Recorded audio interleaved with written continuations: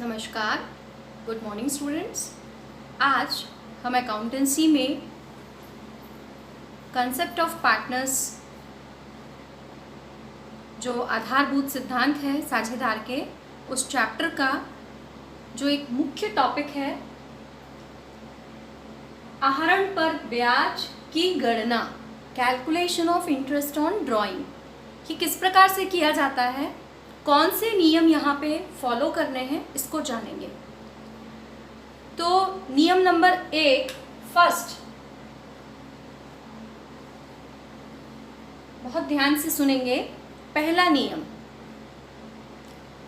जब आपके क्वेश्चन में ये क्लियर नहीं होता कि आहरण कब किया गया है, क्वेश्चन में क्लियर नहीं है कि आहरण कब किया गया है, डेट दी नहीं है, तब आप आहरण पर ब्याज की गणना के लिए 6 माह औसत लेकर चलेंगे।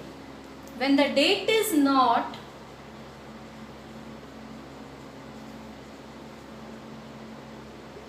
given in the question,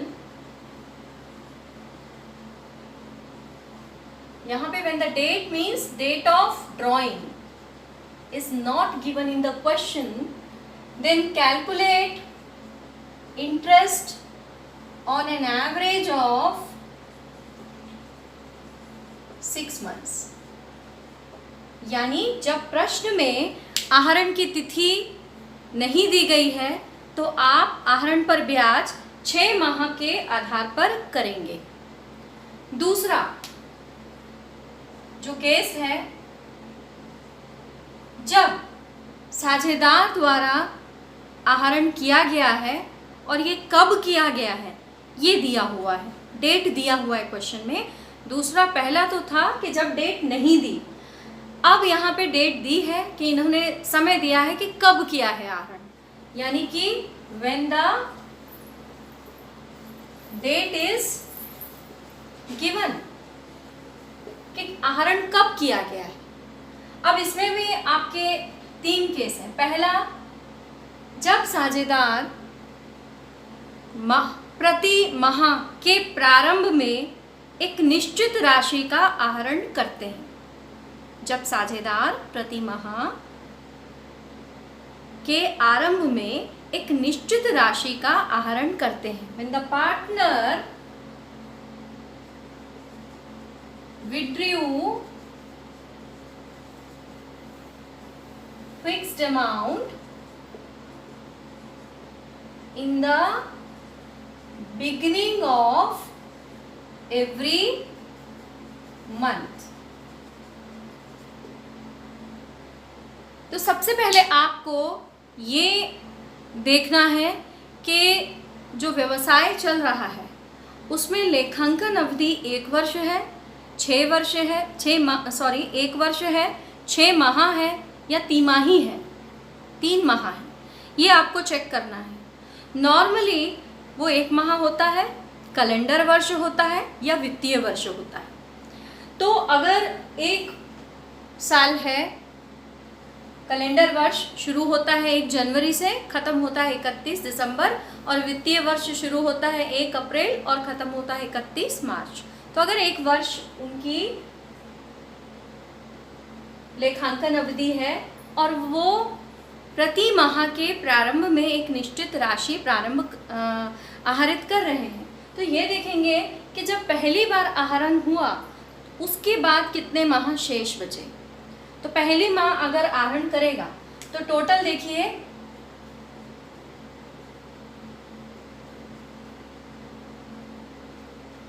ये देखिए मैंने 12 लाइंस बनाई है, 1 2 3 4 5 6 7 8 9 10 11 12।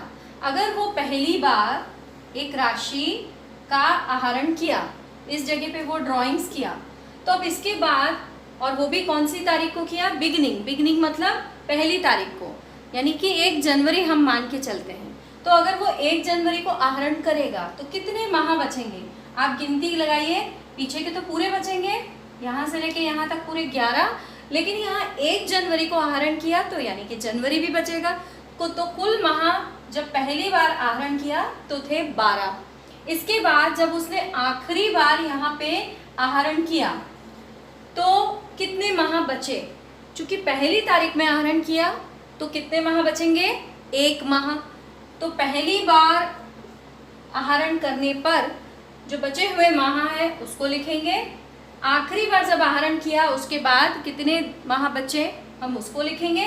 दोनों को जोड़कर हम भाग दे देंगे, यानी इसका औसत निकालेंगे। 12 + 1 13/2 13/2, तो ये आ जाएगा 6.5 6.5 माह। तो जब हम आहरण पर ब्याज की गणना करेंगे तो हम 6.5 माह औसत लेकर गणना करेंगे। ये तो हुआ आपका जब पार्टनर्स ने एक फिक्स्ड अमाउंट बिगिनिंग में विड्रॉ किया, है ना। इसके बाद हम दूसरा बताते हैं आपको। ये मैं मिटा रही हूं पहला वाला। जब साझेदार एक निश्चित राशि का आहरण माह के मध्य में करते हैं, यानी कि when the partners withdrew fixed amount in the middle of every month, तो यहाँ पे भी हम इसी टेक्निक को अप्लाई करेंगे कि जब साझेदार एक निश्चित राशि का आहरण माह के मध्य में कर रहे हों, तो देखिए टोटल कितने माह हम लेकर चलते हैं? 12 माह। 12 माह में जब वो पहली बार आहरण किया तो वो माह के मध्य में किया। तो माह के मध्य, जब वो माह के शुरू में किया था तो हमने 1 जनवरी लिया, लेकिन अगर माह के मध्य में करेगा तो हम उसको 15 जनवरी लेकर चलते हैं। तो उसके बाद कितने माह बचे? ये तो पूरे कंप्लीट 11 और 15 दिन जनवरी के, यानी कि कितने बचे? 11.5 11.5। उसके बाद जब वो आखिरी बार आहरण करेगा तो कितने माह बचेंगे? 15 दिन, क्योंकि 15 दिसंबर को उसने एक राशि आहरित की तो 15 दिन बचेंगे। तो ये हम लिख दिया 0.5। इसकी भी हम औसत निकाल लेंगे। 11.5 + 0.5 बराबर 12/2, यानी कि ये आ जाएगा आपका 6 माह। यानी यहाँ पे भी औसत आप जब निकालेंगे तो कितना आएगा? यहाँ पे 6 माह। इसके बाद हमारा तीसरा पॉइंट है यहाँ पे सी। जब साझेदार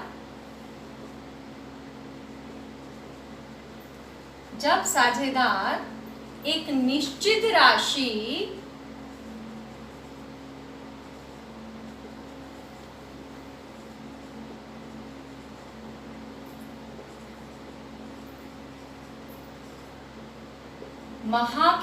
प्रत्येक माह के अंत में आहरण करते हैं। तो सबसे पहले आपने देखा माह के शुरुआत में, फिर देखा आपने माह के मध्य में, और अब आप देख रहे हैं माह के अंत में एक निश्चित राशि का आहरण कर रहे हैं। यहाँ पे भी हम सेम टेक्निक फॉलो करेंगे। जब पहली बार आहरण किया माह के अंत में, तो इस समय माह का अंत यानी जनवरी, 31 जनवरी। तो टोटल कितने माह बचे? जनवरी पूरा कंप्लीट हो गया, तो फिर बचेंगे कितने? 11 माह। और आखिरी बार जब आहरण किया तो वो कब किया होगा? 31 दिसंबर। तो इस समय कितने बचेंगे? कुछ भी नहीं बचेगा, 0/2। तो ये आ जाएगा आपका 11/2, यानी कि 5.5 मंथ्स। 5.5 माह का औसत लेकर आप ब्याज की गणना करेंगे। तो ये था आपका दूसरा मेथड। और दूसरे में आपने 3 पॉइंट देखे, माह के प्रारंभ में, माह के मध्य में और माह के अंत में। लेकिन अगर इसमें हमने 12 माह लेकर चला, लेकिन अगर कोई फर्म 6 माही या तिमाही लेकर अपने अकाउंट्स को मेंटेन करती है या क्वार्टरली बनाती है, तिमाही यानी क्वार्टरली अगर वो अपने अकाउंट्स मेंटेन करती है, तब आप किस प्रकार गणना करेंगे? तब भी आप सेम रूल फॉलो करेंगे कि पहली बार जब आहरण किया तो कितने माह शेष थे और आखिरी बार जब आहरण किया तो कितने माह शेष थे। एक एग्जाम्पल मैं बताती हूँ। जैसे तिमाही हम लेते हैं, तो तिमाही यानी कि क्वार्टरली यानी एक क्वार्टर में जो मंथ्स होते हैं वो कितने होते हैं? 3 माह। 3 माह का आपका एक क्वार्टर होता है। 3 माह का एक क्वार्टर होता है। इसका मतलब एक वर्ष में कितने क्वार्टर होते हैं? 4 क्वार्टर होते हैं। अगर माह के यानी कि पहले क्वार्टर के प्रारंभ में अगर आहरण हो रहा है, तो जब वो पहली बार आहरण करेगा, एक क्वार्टर के प्रारंभ में अगर वो आहरण कर रहा है, तो जब वो पहली बार आहरण करेगा तो यहाँ कितने माह बचेंगे? यानी कंप्लीट पूरे, ये तो 3 3 6 और ये 3 9 9 और ये साथ में 10 11 और यहाँ पहली बार कर रहा है प्रथम में, तो ये पूरे 12 माह बचेंगे। 12 में प्लस जब वो आखिरी बार आहरण करेगा तो वो हर क्वार्टर के प्रथम में क्या कर रहा है? आहरण कर रहा है। तो आखिरी बार जब वो करेगा तो यहाँ भी प्रथम में करेगा, तो उसके बाद उसके कंप्लीट कितने माह बचे? देखिए 1 2 3, 12 प्लस 3 बटे 2, यानी कि 15 बटे 2 कितने माह आए? 7.5 माह।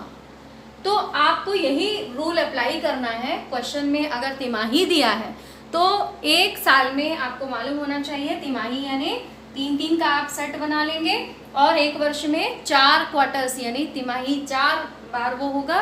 तो अगर प्रत्येक तिमाही के प्रारंभ में कर रहा है तो आप देखें यहाँ पर उसके बाद कितने माह बचते हैं, और प्रत्येक तिमाही के प्रारंभ में, तो आखिरी तिमाही के प्रारंभ में करेगा तो उसके बाद भी 3 माह बचेंगे। अगर प्रत्येक तिमाही के वो मध्य में करेगा तो प्रत्येक तिमाही का मध्य यानी 1 महीना निकल जाएगा और 15 दिन निकल जाएंगे, 1.5 माह। तो ये पूरे तो कितने हो गए? 9, और इसका एक 10 और यहाँ पे कितना? 10.5, और आखिरी में बीच में करेगा तो यहाँ पे 1.5, 10.5 प्लस 1.5 10.5 प्लस 1.5/2, यानी कि आपका वहाँ पे आ जाएगा कितना? 12/2 6 मंथ्स। तो ये देखिए कि आप इसको ध्यान में, कॉन्सेप्ट को ध्यान में रखना है कि इस तरीके से अगर आता है तो आप गणना किस प्रकार से करेंगे। आप इसको नोट कर लेंगे, क्वार्टरली को भी नोट कर लेंगे, और नियम आप हमेशा याद रखिए कि प्रथम आहरण के बाद बचे हुए माह की संख्या और आखिरी आहरण के बाद बचे हुए माह की संख्या, और उन दोनों से आप क्या निकाल लेंगे? एक औसत निकाल लेंगे। अच्छा, ये तो बात थी तिथि की कि जब प्रश्न में तिथि दी है, लेकिन ऐसा भी होता है, ये तिथि दी है ये हो गया, तिथि नहीं दी है ये हो गया, दोनों चीज़ हो गई, नहीं दिया है और दिया है, तब आप गणना कैसे करेंगे? लेकिन अब यहाँ पे हमारा जो अगला पॉइंट आएगा, आपकी थर्ड कंडीशन होगी,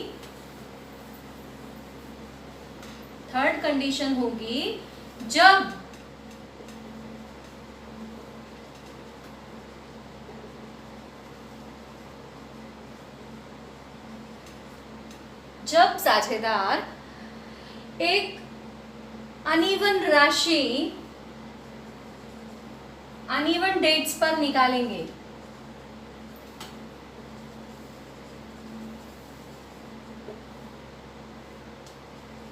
इसका अर्थ हुआ, एक एग्जाम्पल देके बताती हूँ कि 1 अप्रैल निकाला 200, 31 मई को निकाला, 30 मई को निकाला 100,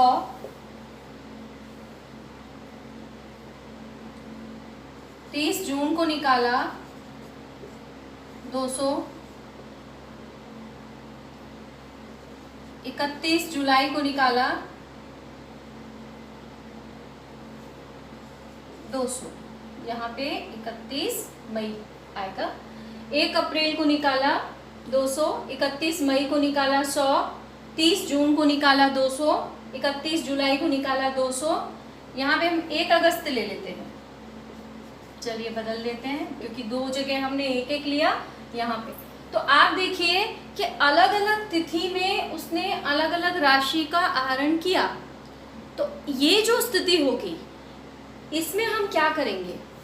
इसमें हम एक विधि अप्लाई करेंगे जिसे हम कहते हैं प्रोडक्ट मेथड, यानी कि गुणनफल विधि। पहला कॉलम सेम जो डेट्स दी हैं उसका होगा, दूसरा कॉलम जो राशि आहरित हुई है, अमाउंट विड्रॉन, उसका होगा, तीसरा कॉलम आपका माह का होगा, number of months. Last column आपका होगा प्रोडक्ट का, यानी कि गुणनफल। तो इसको देखिए कैसे निकालेंगे। जब 1 अप्रैल को 200 रुपये निकाला, हमारा वर्ष का अंत वही है 31 दिसंबर, 31 दिसंबर। तो इस अमाउंट पर उसको कितने माह का ब्याज देना होगा? 1 अप्रैल से 31 दिसंबर तक हम काउंट करेंगे। तो अप्रैल, 1 अप्रैल यानी पूरा अप्रैल, मई, जून, जुलाई, अगस्त, सितंबर, अक्टूबर, नवंबर, दिसंबर, कुल आ रहे हैं हमारे 9 माह। इसके बाद जब 31 मई को आहरण किया तो हमारा कितना माह होगा? देखिए 31 मई पूरा चला गया, जून, जुलाई, अगस्त, सितंबर, अक्टूबर, नवंबर, दिसंबर, ये हुए हमारे 7 माह। इसके बाद जब उसने 30 जून को आहरण किया तो फिर कितने माह बचते हैं शेष? जुलाई से लेकर दिसंबर तक। तो जुलाई, अगस्त, सितंबर, अक्टूबर, नवंबर, दिसंबर, ये हुए हमारे 6 माह। और अब 1 अगस्त को अगर आहरण किया तो फिर कितने माह बचते हैं? 1 अगस्त यानी कंप्लीट अगस्त रहेगा, अगस्त, सितंबर, अक्टूबर, नवंबर और दिसंबर, कुल हुए 5। तो हमारे पास जो जानकारी थी, इंफॉर्मेशन थी, उसमें दिनांक दिया गया था प्रश्न में, उसके बाद राशि कितनी आहरित हुई वो दी थी, उससे हमने ये निकाला कि कितने माह का वो ब्याज चुकाएगा। अब 200 गुणित 9 हम कर लेंगे और यहाँ पे गुणनफल निकाल लेंगे। तो ये आ जाएगा आपका 1800, ये आएगा आपका 700, ये आएगा आपका 1200 और ये आएगा आपका 1000। इसके बाद आप गुणनफल निकालने के बाद जो गुणनफल है उसका आप योग कर लेंगे, यानी टोटल कर लेंगे। तो आप देखिए कितना आएगा आपका 4700, 8 7 15, 15 2 17 की 7, हासिल 1 2 3 4, 4700 आपको गुणनफल निकाल लिया आपने।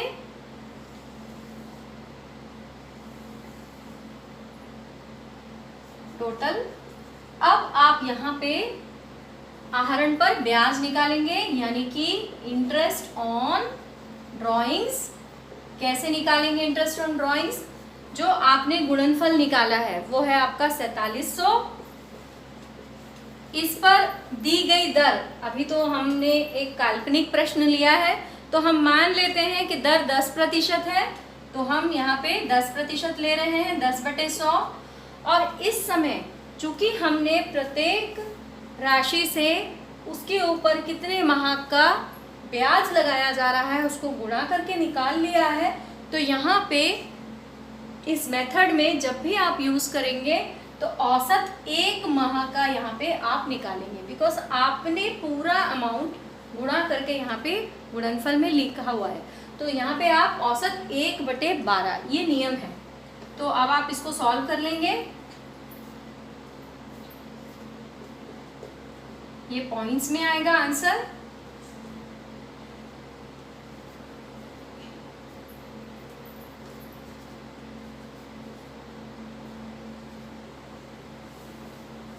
छः के पहाड़े से ये जाएगा, 4 बार नहीं जाएगा, 6 दिया 18, फिर 6 या 54, ये इस तरीके से बढ़ते जा रहे हैं। 39.16 ऐसा कुछ पॉइंट्स में मिल रहा है। तो जब भी लगभग में मिले 2 दशमलव तक लेकर या राउंड ऑफ करके आप उसको वहाँ पे कंप्लीट कर सकते हैं। तो ये है आपकी गुणनफल विधि। आगे और हम टॉपिक्स को कवर करेंगे। तब तक के लिए धन्यवाद।